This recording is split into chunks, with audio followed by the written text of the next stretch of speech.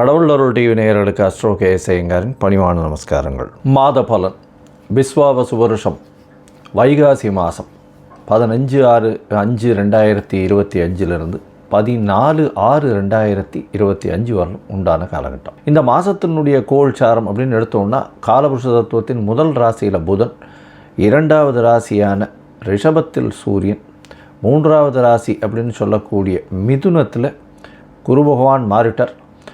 அடுத்தது செவ்வாய் கடகத்தில் இருக்கார், நீச்சப்பட்டு போய் செவ்வாய் இருக்கார். கேது 5ஆம் இடம்னு சொல்லக்கூடிய சிம்மத்திலும், ராகு சனி காலபுருஷ தத்துவத்தின் 11ஆம் இடம் அப்படின்னு சொல்லக்கூடிய கும்பத்திலையும், மீனத்தில் சுக்கிரன் உச்சம் பெற்று போயும் இருக்கிறது இந்த மாதத்தினுடைய விசேஷம். இந்த மாதத்தில் பார்த்தோன்னா எல்லா கிரகங்களும் ராகு கேத்துக்குள்ளே அடப்பட்டு போகிறது. இது ஒரு பெரிய விஷயத்தை நம்ம முக்கியமாக பார்க்கணும். ஒன்று. ரெண்டாவது விஷயம் பார்த்தேனால் கிரக மாளிகா யோகம்னு சொல்லக்கூடியது மாலை மாதிரி எல்லா கட்டங்களிலும், அதாவது கும்பத்திலிருந்து சிம்மம் வரலும் 6 கட்டங்களில், அதாவது 7 கட்டங்களில் பார்த்தீங்களேனால் உங்களுக்கு கிரகங்கள் இருக்குது சுற்றி. சந்திரனை நம்ம எடுக்காமையே எல்லா கிரகங்களும் இருக்குது, மாத கிரகங்கள் வருட கிரகங்கள்லாம் இருக்குது. ஸோ இது ஒரு நல்ல ஏற்றத்தை கொடுக்கும். இப்போ இந்த மாதத்தினுடைய பலன்கள் என்னன்றதையும் பார்க்கலாம். இந்த மாதத்தில் வரக்கூடிய கோள் மாற்றங்கள் என்னென்ன இருக்குது அப்படின்றத பார்ப்போம். இந்த மாதத்தில் பார்த்தேனால் புதன், அதாவது மாத கிரகத்தில் பார்த்தோன்னா புதன் அடுத்த நாளே 16ஆம் தேதியே 16/5/2025 அன்றைக்கே மேஷத்திலிருந்து ரிஷபத்துக்கு போயிடுறார். அதை தவிர இந்த மாத கடைசி அப்படின்னு சொல்லக்கூடியது 2/6/2025 middle of the Tamil month 2ஆம் தேதி 6ஆம் மாதத்து அன்றைக்கி ரிஷபத்திலிருந்து மிதுனத்துக்கு போயிடுறார் புதன், ஆட்சி பெற்று போகிறார். சுக்கிரன் இந்த மாதத்தில் மாற்றம் இருக்குது. சுக்கிரன் ஒரு 15 தேதி, அதாவது 31/5/2025 அன்றைக்கி பார்த்தோன்னா சுக்கிரன் மீனத்தில் உச்சம் பெற்ற சுக்கிரன் மேஷத்துக்கு மாறுறார்.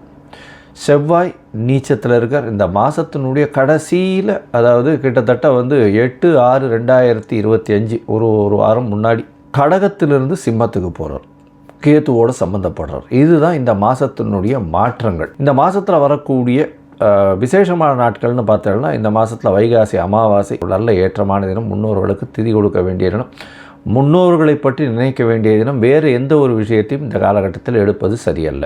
புதிய விஷயங்கள் ஏதாவது எடுக்கணும்னா இந்த காலகட்டம் சரி கிடையாது, அமாவாசை தாண்டி தான் எடுக்கணும். அடுத்தது பார்த்தோன்னா இந்த மாதத்தில், அதாவது 27/5 அன்றைக்கி அமாவாசை வருது. 28/5 அப்படின்னு பார்க்கும்பொழுது 2025 அக்னி நட்சத்திரம் நிவர்த்தி வருது. இந்த 26 நாட்கள் வெயிலின் தாக்கம் அதிகமாக இருக்கக்கூடிய காலகட்டம்னு சொல்லுவோம். இந்த காலகட்டத்தில் முகூர்த்தங்கள்லாம் வைக்கிறதில்ல, சுப முகூர்த்தங்கள்லாம் பொதுவாகவே வைக்கிறதில்ல. வாஸ்து நாள் வருது. வாஸ்து நாள், வாஸ்து கண்விழிக்கும் நாள் அப்படின்னு சொல்லக்கூடியது இந்த காலகட்டத்தில் வருது. அது 4/6/2025 அன்றைக்கி வருது. 9:05 10:35 1 மணி நேரம் 30 நிமிஷம் 90 நிமிஷம். பொதுவாகவே வாஸ்து கண்விழிக்கும் வேளையில் பார்த்தாலேயானால் 5 விதமாக பிரிச்சுக்கிறோம். அதில் பார்த்தாலேயானால் வாஸ்து புருஷன் கண் விழித்து காலை கடன்கள் செய்ய முடிக்கும் நாள், அதற்கு பிறகு அவர் ஸ்நானம் பண்ணக்கூடிய டைம், அதுக்கப்புறம் குளிக்கிற டைம், அவர் போஜனம் பண்ணக்கூடிய டைம், அதுக்கப்புறம் தாம்பூலம் தரிக்கக்கூடிய நேரம். இது எல்லாமே 18 நிமிஷமாக பிரிச்சுடுறோம். இதில் கடைசியில் இந்த 10:35 ஒரு 36 நிமிஷம் பார்த்தாலேயானால் 9:59 10:35 வரலாம் இருக்கக்கூடிய நேரத்தில் இந்த வாஸ்து, அதாவது தாம்பூலம் தரிக்கும் நேரமும் சாப்பிடும் நேரத்திலையும் இந்த வாஸ்து, ஏதாவது ஒரு புதிய வீடு கட்டணும், கன்ஸ்ட்ரக்ஷன் பண்ணணும், பெருசாக வாசக்கால் வைக்கணும், அதை தவிர நிலம் பதிவு பண்ணணும், இந்த மாதிரியான விஷயங்கள் பண்ணீர்களேயானால் கண்டிப்பாக உங்களுக்கு ஏற்றத்தை கொடுக்கும். அந்த ஆரம்பிக்கிற ப்ராஜெக்ட் நல்லபடியாக முடியக்கூடிய வாய்ப்புகள் உண்டு.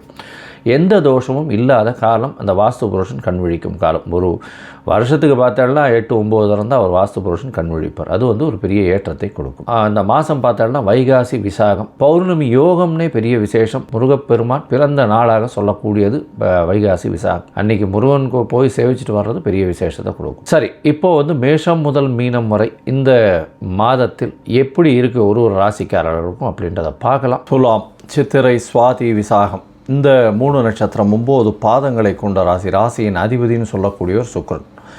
இந்த வைகாசி மாதம் விஸ்வாவசு வருஷத்தில் பார்த்தோம்னா உங்களுடைய ராசிநாதன் 6ஆம் இடத்தில் உச்சம் பெற்று போயிருக்கிறது ரொம்ப பெரிய விசேஷம்.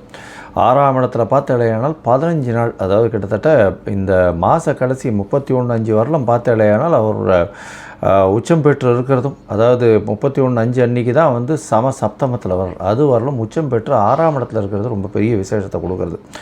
இந்த காலகட்டத்தில் உங்களுக்கு திருமண பாக்கியம் அமையக்கூடும். அதாவது அவர் 7ஆம் இடத்துல வரும்போது சுக்கிரன் சமசப்தமத்தில் இருக்கும்பொழுதும் குருவின் பார்வை வேறு 9ஆம் இடத்துலேருந்து இருக்குது. இந்த காலகட்டத்தில் உங்களுக்கு திருமண யோகம் அமையும், எடுத்த காரியங்கள் நிறைவேறக்கூடிய பாக்கியம் உண்டு, வெளிநாடு வெளியூர் போகக்கூடிய வாய்ப்புகள் நிச்சயமாக உண்டு. ஏன்னா 9ஆம் இடத்துல குரு பகவான் வேறு, 5ஆம் இடத்துல உங்களுக்கு வந்து சனியும் ராகுவும் இருக்கிறது பெரிய விசேஷம். உங்களுடைய அதாவது 5ஆம் இடம்னு சொல்லக்கூடியதும் புத்திரஸ்தானம், சனியும் ராகுவும் இருக்கிறதுனால கண்டிப்பாக குழந்தை பிறக்கக்கூடிய வாய்ப்பு உண்டு. ரொம்ப நாளாக குழந்தை பிராப்தி இல்லாதவர்களுக்கு இப்போ ஒரு குழந்தை பிராப்தி உண்டு. ஏன்னா குரு வந்து சனி ராகுவையும் பார்க்குறார். இது வந்து ஒரு பெரிய விசேஷம், ஏற்றத்தை கொடுக்கக்கூடிய காலகட்டமாக அமையும். உங்களுக்கு பதவி புகழ் அந்தஸ்து கௌரவம்லாம் வரக்கூடிய காலகட்டமாக அமைய போகிறது. 11ஆம் இடத்துல இருக்கக்கூடிய கேது ஒரு பெரிய ஏற்றத்தை கொடுக்க போகிறார். இந்த காலகட்டத்தில் உங்களுடைய ராசிநாதனம் உச்சம் பெற்று போயிருக்கிறது ரொம்பவுமே விசேஷம். இந்த பொதுவாகவே பார்த்தோம்னா மாத பலன்னு சொல்லக்கூடியது சூரியன், செவ்வாய், புதன் மற்றும் சுக்கிரன், இந்த 4 கிரகங்களை வச்சு சொல்லுவோம். இந்த மாதம் பார்த்தாலேயானால் உங்களுடைய ராசிக்கு 6ஆம் இடத்துல உச்சம் பெற்ற சுக்கிரன் உங்களுக்கு புதிய வேலையை ஏற்படுத்தி கொடுக்கக்கூடிய காலகட்டமாக அமையும். புதிய வேலை அமையும், வேலையில் பெரிய ஏற்றம் அமையக்கூடிய காலகட்டம். உச்சம் பெற்ற சுக்கிரன்றதுனால எடுத்த காரியங்கள் நிறைவேறும், போட்டித் தேர்வு அந்த மாதிரியான விஷயங்களில் வெற்றி பெறக்கூடிய வாய்ப்புகள் உண்டு, வெளிநாடு போகக்கூடிய பாக்கியம் உண்டு. அது தவிர சமசப்தமத்தில் வந்து அதாவது சுக்கிரன் வரும்பொழுது திருமண பாக்கியம் அமையக்கூடிய வாய்ப்புகள் நிச்சயமாக உண்டு. அது தவிர பார்த்தாலேயானால் புதன் உங்களுடைய ராசிக்கு 7, 8, 9ன்னு 3 ஸ்தானத்தில் போகிறார். இந்த காலகட்டத்தில் பார்த்தாலேனா 8ஆம் இடம் போய் மறைஞ்சாலும் புதன் அதீதமான கல்வியை கொடுப்பார். அதற்கு பிறகு அதாவது 16ஆம் தேதி 16/5 அன்றைக்கே வந்து புதன் 7ஆம் இடத்துலேருந்து 8ஆம் இடம் போகிறார். அதுக்கப்புறம் ஒரு 20 நாள் தான் இருக்கார். அதுக்கப்புறம் வந்து அவர் 9ஆம் இடம் போய்ட்டார். 8ஆம் இடத்துல மறைஞ்சு புதன் இருந்தாலும் இந்த ரேஸு, லாட்ரி, ஷேர் இந்த மாதிரியான விஷயங்களில் திடீர் லாபங்கள் வரும். அதுவும் வந்து இந்த கலைத்துறையில் இருக்கிறவங்க, வெண்ணிற ஆடைகள், அதாவது கார்மெண்ட் இண்டஸ்ட்ரி வச்சுருக்கிறவங்க, பால் பதனிடும் தொழில், பால் மற்றும் தொழில்கள், அது தவிர வந்து டாக்டர்ஸ் வந்து இந்த சர்ஜரி, அதாவது சூப்பர் ஸ்பெஷாலிட்டி MCH படிக்கிறாங்க இல்லையா, அந்த மாதிரி சர்ஜரி ஸ்பெஷாலிட்டி பண்ணுறவங்களுக்கெல்லாம் பெரிய ஏற்றம் கிடைக்கக்கூடிய காலகட்டம்.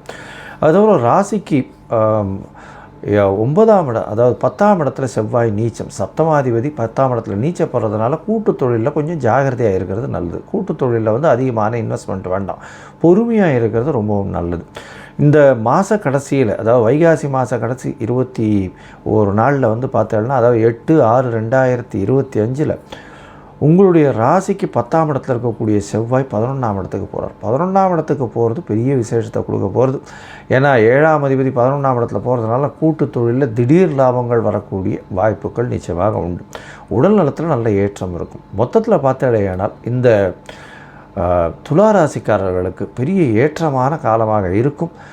உடல்நிலையில் ஏற்றம், ராசிநாதன் உச்சம் பெறுறதும் குருவின் பார்வை இருக்கிறதுனால உடல் நிலையில் ஏற்றம், தீர்க்கமான எண்ணங்கள் உண்டு. வெளிநாடு வெளியூர் வெளிமாநிலம் சென்று படிக்கக்கூடிய வாய்ப்புகள் மிகவும் அதிகம். உங்களுக்கு பதவி புகழ் அந்தஸ்து கௌரவம்லாம் வரக்கூடிய வாய்ப்புகள் உண்டு. குழந்தை பிராப்தி ஏற்படக்கூடிய பாக்கியம் உண்டு. திருமண பாக்கியம் ஏற்படக்கூடிய வாய்ப்புகள் உண்டு. தந்தையின் உடல் நலத்தில் சற்று பின்னடைவு இருக்கக்கூடிய வாய்ப்புகள் உண்டு. தாயின் உடல்நிலையில் நல்ல ஒரு ஏற்றம் இருக்கக்கூடிய காலகட்டமாக அமைய போகிறது. இந்த காலகட்டத்தில் இந்த துளாராசிக்காரர்களுக்கு எல்லா விதமான ஏற்றங்களும் இருக்குது. சில நாட்கள் இவங்க வந்து இந்த முயற்சிகளை தவிர்த்து வைக்கணும். அது வந்து சந்திராஷ்டம நாட்கள். இந்த சந்திராஷ்டம நாட்கள் அப்படின்னு சொல்லக்கூடியது 26/5/2025 28/5/2025 வரலும் உண்டான காலகட்டம். இந்த துளாராசிக்காரர்கள் அருகில் இருக்கக்கூடிய லக்ஷ்மி நரசிம்ம பெருமாளை போய் சேவிச்சுட்டு வர்றதும், அவருக்கு வந்து ஒரு துளசி மாலை போடுறதும், அது தவிர வந்து ஸ்ரீரங்கம் போயிட்டு சேவிச்சுட்டு வர்றதும் பெரிய ஏற்றத்தையும் மாற்றத்தையும் அவர்களுடைய வாழ்வில் நிச்சயமாக கொடுக்கும். கடவுள் அருள் டிவியை பார்த்தமைக்கு நன்றிகள். மேலும் இது போன்ற தகவல்களை தெரிந்து கொள்ள கடவுள் அருள் டிவியை சப்ஸ்கிரைப் செய்யுங்கள். மறக்காமல் பெல் ஐக்கானை கிளிக் செய்யுங்கள்.